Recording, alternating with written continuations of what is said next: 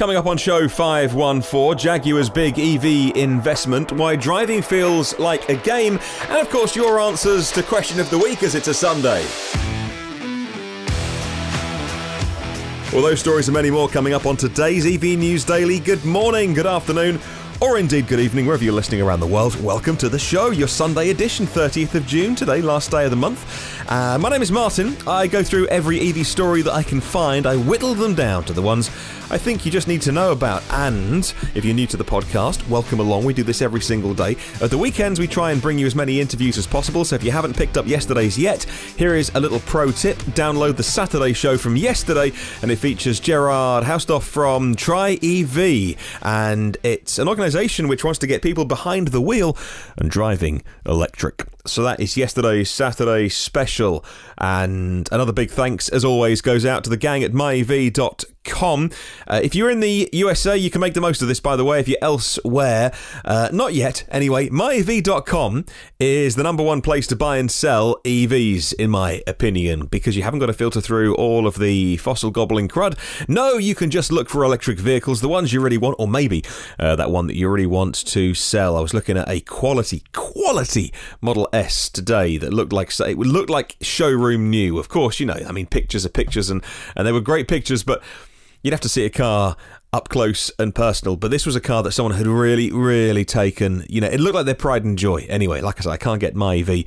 Not here in the UK, at least. So if you're in the USA, then do make the most of it. Okay, let's talk about Jaguar Land Rover, the makers of the I-Pace, a fabulous car. Yes, it's got a voluntary recall on it at the minute, but Teslas have been through those as well, so a bit of a wobble at the start. However, generally, it is a fabulous EV. They get quite a lot of miles out of not too much battery, fabulous performance, certainly Tesla matching performance, which not all makers can say. I'm a huge fan of the Jaguar I-Pace. No, I'm not just being biased because Jaguar are based here in the UK. Of course, an Indian company. Tata own them. But Jaguar Land Rover are set to announce hundreds of millions of pounds in the British car industry by preparing one of its factories to make only electric cars. In a much needed boost for the UK car industry, says City AM, or at least they will do on Monday morning when you are on your commute and picking up your free newspaper.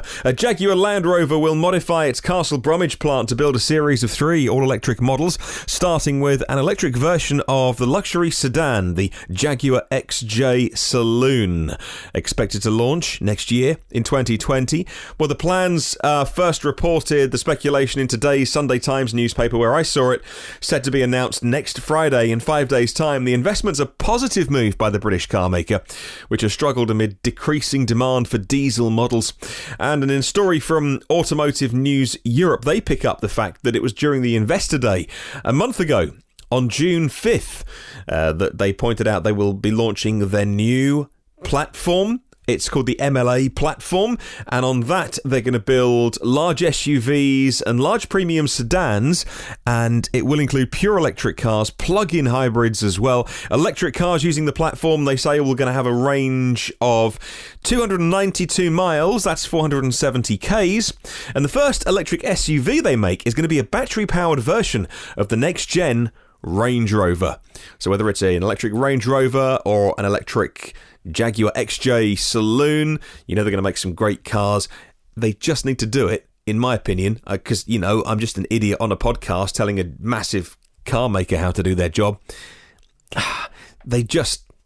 It feels like all of these car companies are just 1 or 2 steps behind where they could have been if they'd taken the initiative a little while ago and listened to the voices within those companies that were saying, come on, we've got to do it.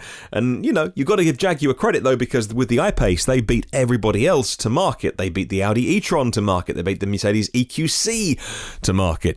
They certainly beat many others to the market as well. So they were first of the kind of non-Teslas, you know, the fossil makers that are pivoting. So you've got to give them a lot of credit for that. But where could they be if they'd have only a few years ago made these bold moves? It's a difficult decision to start signing off checks when there's not an EV market out there.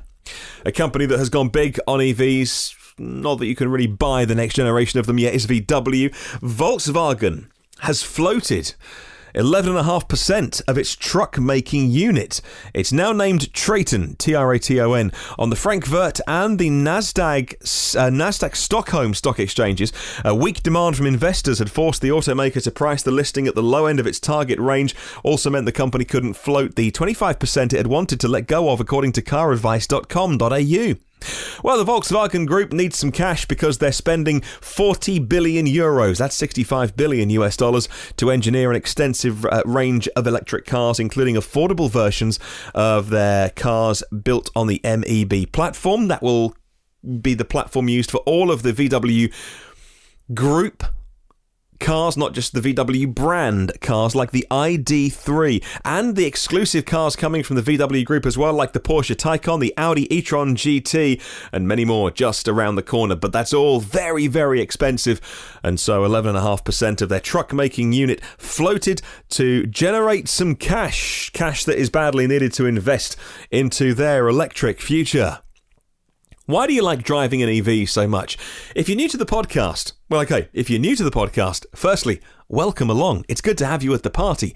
If you are new to the world of EVs, or maybe you're listening to this as a form of research because you are EV curious and you want to buy one, but you are just learning what it's all about. Look, let's face it, we all, whether you've been driving an EV for many years, whether you're new to it, everybody came to EVs with the same question.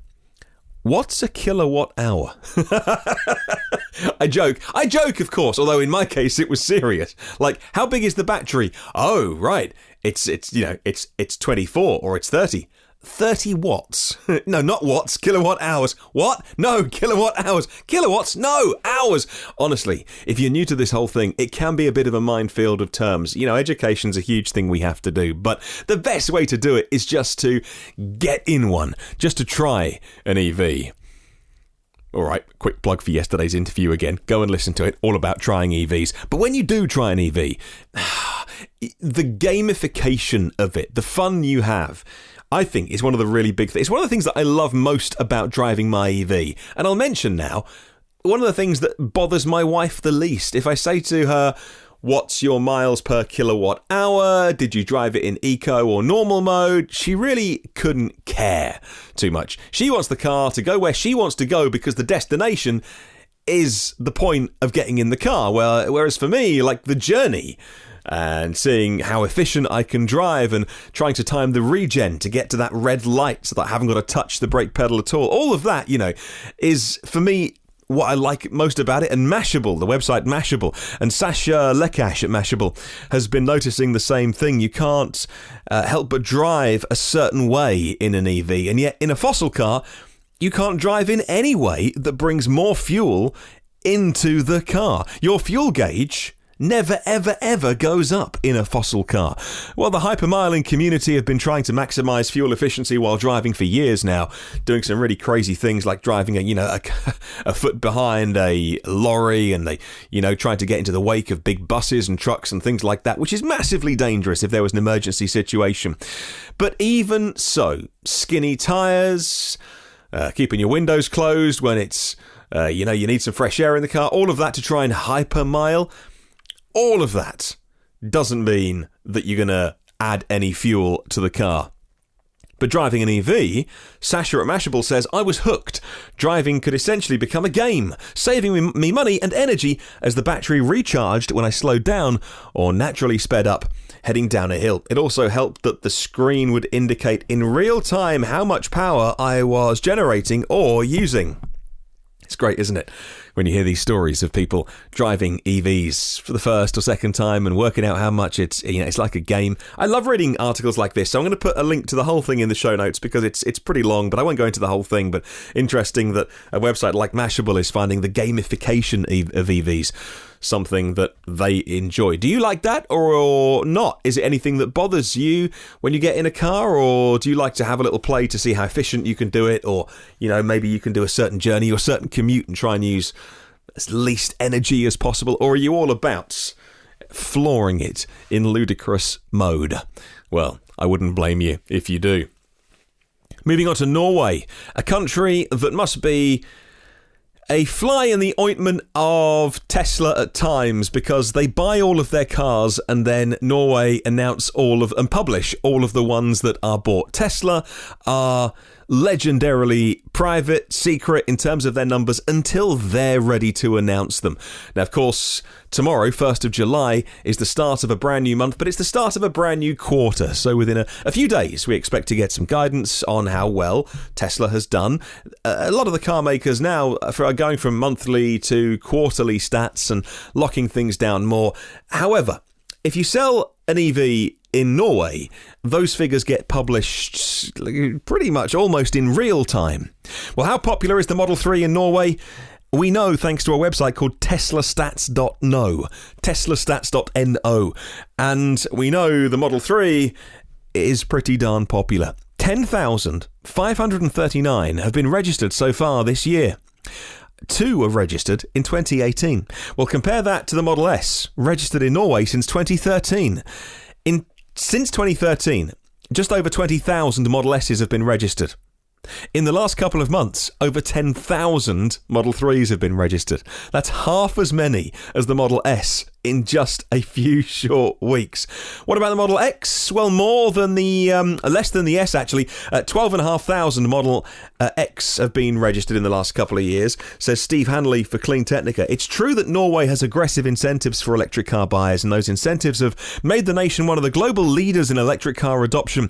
But despite the silliness, says Steve, despite the silliness spouted by the likes of BMW's head of R&D, Klaus Frohlich, who told an audience last week, by the way, at an EV event, BMW had gone out of their way to fly people in at great expense, at great fanfare, to hold this big electrification event where they were unveiling prototypes, concepts, things they'd done with batteries that were never going to see the light of day, but they were really proud of, like that converted 5 Series, flying journalists in, talking about their EVs, talking about their plug-ins.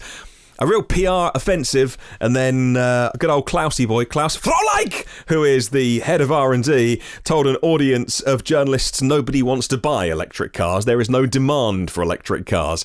Yeah, he wasn't quite on message. I imagine after he made those statements that were quite anti-EV, he also praised diesel, that it's going to be around in 20 years' time, that we'll be filling out petrol cars up in 30 years' time. I imagine after that, one of the communications people pulled him aside and said, look, Klaus, buddy, Klaus, you know when we do an EV event and invite journalists over here, and all we want to do is talk about how BMW's really into batteries. Please don't mention the fact that you don't think they're very good. Now, he's one of the chaps that's being lined up. Could well be the next head of BMW. That'll be a lot of fun, won't it? Anyway, there are lots of people in Europe who are very happy to buy an EV, despite Mr. Frohlich, who does not want to sell many EVs by the sounds of it, which is surprising, because I thought BMW were pretty good at making EVs. So it's very strange when you hear these senior managers. He's not unique, by the way. Lots of senior managers from German car companies have had the odd moment of saying, well, you know, EVs. Petrol cars are better. Some of them aren't in those jobs anymore. Just saying.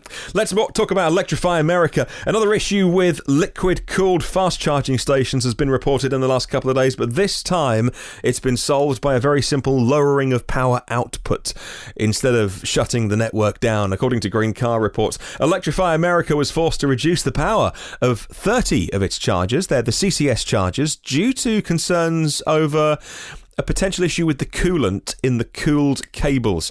It affected chargers from Efosec, and they're the HV160s and the HV350s. It's a global issue, by the way, not just for Electrify America in North America. Electrify America decided to lower the power from 160 kilowatts and 320 kilowatts, depending on what car you plugged into it, down to a measly 50 kilowatts, just to be on the safe side until service technicians and the service team can visit those 30 stations and solve the issue. They say it's going to be wrapped up and completely fixed within a week.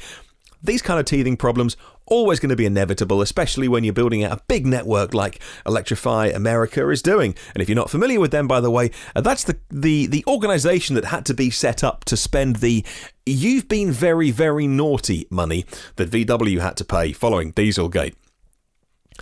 Well, one more story and we'll get into your question of the week next. The Beijing government has abolished municipal subsidies for some EVs. Manufacturers of EVs in China can now only be granted subsidies from the central government before those subsidies are indeed going to be phased out themselves next year, according to an article on electrive.com today. Well, subsidies for battery buses, vehicles that run on batteries for cleaning the cities, and EVs purchased by government agencies, none of those are affected by these changes, by the way. Similarly, fuel cell vehicles continue to receive both municipal and state subsidies. And over the last few months, actually, it's been interesting to see an ideological shift towards fuel cell vehicles. Japan's always been very keen. It's why they push their national car makers, like Toyota, to make hydrogen fuel cell vehicles. I mean, nobody's buying the darn things, but they're convinced that somebody will if they carry on banging the drum enough. But in China, it's interesting because in China there is a government shift to promoting fuel cell vehicles, and that's a curious thing. Maybe they feel like they've done the job enough with battery electric vehicles. Who knows? There's definitely a job to be done with hydrogen and fuel cell vehicles, as long as, we always say, as long as that hydrogen is made from purely renewable sources, and most of it isn't, by the way.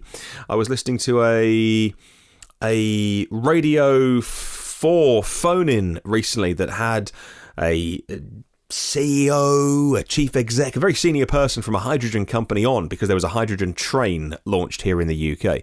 And it was very frustrating because there was nobody to offer a counterpoint. They invited him on to talk about hydrogen, and he was saying, well, with battery cars, you've got to sit and wait for an hour while they fill up, and they'll go 200 miles, and hydrogen cars can do twice that and fill up in 5 minutes. And there was no one to offer that counterpoint of going, well, look, the tech in theory is fine, but if you have to burn fossil fuels to make the hydrogen, then it's no good at all. And it was a little frustrating to hear EVs being talked down so much. But there we go. It's probably the wonderful way that this public service broadcaster we have in the UK is funded. Not showering themselves in a lot of glory lately, but fantastic that they're talking about these issues on a national radio station. But you think, oh man, where's the give Robert Llewellyn a call and invite him on for 5 minutes on the phone, and he'll go, hang on a minute, Model 3s charge at 1,000 miles an hour on V3 superchargers. So it was a little frustrating. A lot of the EV stuff that this hydrogen expert was spouting was sort of 5 to 7 years out of date, I would say. Anyway, moving on. China are keen on fuel cell vehicles, which is why they are keeping the subsidies going. All right, let's move on to our question of the week this week, which is all about whether EVs have anything left to prove. Yes, despite the doubters, they go for 300-400 miles. I know they're expensive, but you can get ones that do very long distances. You can get ones that charge very quickly, 1,000 miles an hour on the Model 3 if you want to. I mean, look, mine's on charge the other side of the wall at the moment to the studio, and most people charge overnight. But if you haven't got off-street parking, that's a legitimate thing. But they charge quickly, they go a long way, the price is coming down, they're great to drive. Do EVs have anything left to prove? All right, your answers. We'll kick off with Doug. Dougie boy, Doug Vowles in Ontario, Canada. Oh, by the way, quick digression. I got told off this week for saying Ontario. Somebody emailed me to go, no, it's Tear, which could mean tear or tear. Ontario? No, it doesn't sound right to my ears. Ontario is wrong. Oh, goodness me. I've got myself into a brain loop now. I need to do Control-Alt-Delete and reboot my brain. Let's just say Doug Vowles from Canada says this. Yes, EVs have tons to prove, not just to you and me or most of your listeners, but they have much to prove to the folks who can afford, let's say, a 15-year-old $2,000 pickup truck or a car. And they must have a vehicle to get to work or drive to work or take the kids to school. They have a lot to prove to the rural sector who can't get to fast charging stations. They have a lot to prove for people who live away from major transportation corridors with fast chargers. Hello to Pete Gorton, who is aka on Twitter at Gyro Gordini. In summary, not really, but we need to get the price down, more models available, people discounting the FUD, the fear, the uncertainty, the doubt. And to elaborate, EVs have been shown to be faster, stronger, more reliable and cheaper, and a number of endurance tests have shown they can do nearly anything. Hello, Rob Crawford. Yes, especially with Wall Street, who can't think past the next quarter, who listen to the egregious CNBC FUD about Tesla. I would encourage all EV owners to call your local TV news shows and tell them how owning an EV has changed the way you live your life now without petrol and gasoline. You'll have a local news team knocking on your front door. Tell them how you race your EV against ice cars and beat them every time.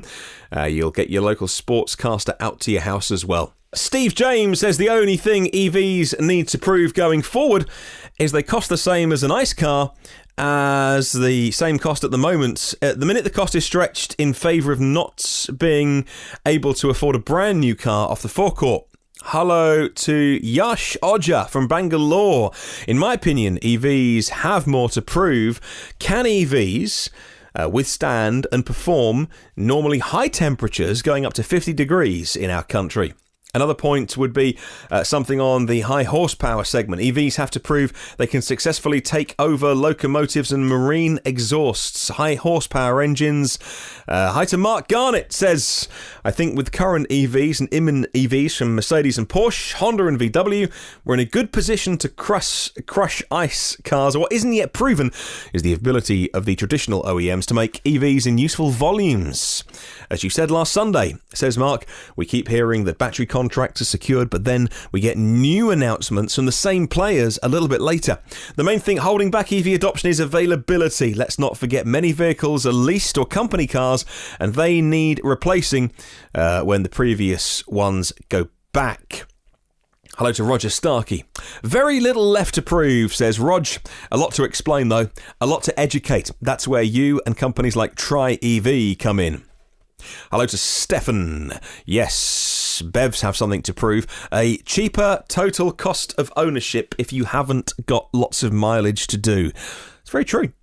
Hello to DRK on YouTube. The electric car has plenty to prove to the wholly uninformed who get the majority of their news from traditional media, who fill their pages, airwaves and sites with FUD. Until they go mainstream and produce car commercials, the majority outside of our growing movement still think they are nothing more than milk floats. And that's where we will leave question of the week this week. The consensus seems to be, yes, EVs still have a lot more to prove. All right, let's hit a brand new question this week, and it's one that I'd love you to answer on email or the comments, and I'll read out your email next Sunday on this show. I've been checking my stats, and over 90% of the audience are men. Why are EVs still a guy thing? Is that a generalisation? I know that there are plenty of really strong female, I would say, ambassadors in the EV community that I know of, that I'm becoming friends with through this podcast, and it's not like there aren't any, but largely, certainly looking at my personal download stats, and the one thing that I noticed, over 90% downloaded by men, why are EVs still a guy thing? Or are they? Set the record straight. Email me your thoughts. Could be a contentious one this week. Let me know. Email me hello@evnewsdaily.com. Well, thank you very much to 230 patrons of the podcast. Patreon is the way that we make this show, and it's how, if you want to support the show, you are more than welcome to. But if not, hey, look, don't worry, no pressure. I'll always do this show ultimately for free.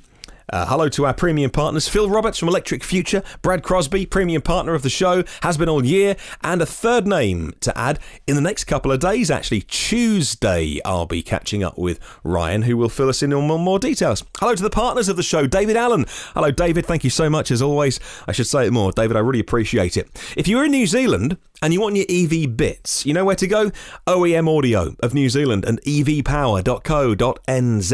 Hello to Paul O'Connor, a partner of the show. Thank you, Paul. And yesterday's Saturday special, you heard from the gang at tryev.com.